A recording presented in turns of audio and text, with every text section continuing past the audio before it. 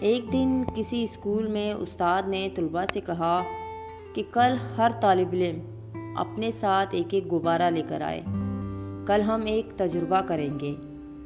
جب صبح ہوئی تو تمام طلباء تجربے کے شوق میں غبارے کے ساتھ آئے۔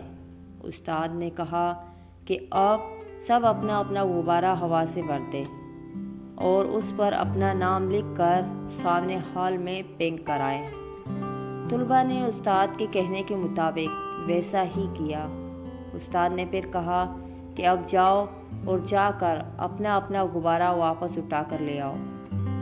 طلباء جب ہال میں داخل ہوئے تو سینکڑوں غبارے پڑے تھے۔ اب اتنے سارے غباروں میں سے اپنے نام کا غبارہ فوراً ڈھونڈنا مشکل نہیں بلکہ ناممکن تھا۔ طلباء بوکھلا کر رہ گئے تو استاد نے پھر اعلان کیا کہ چلو ہر ایک کوئی سا ایک غبارہ اٹھا لے۔ اب دیکھ لے غبارے پر جس طالب علم کا نام لکھا ہو وہ اسی کو دے دینا۔ طلباء نے جب ایسا کیا تو چند منٹ میں ہر ایک تک اس کا اپنا غبارہ پہنچ گیا۔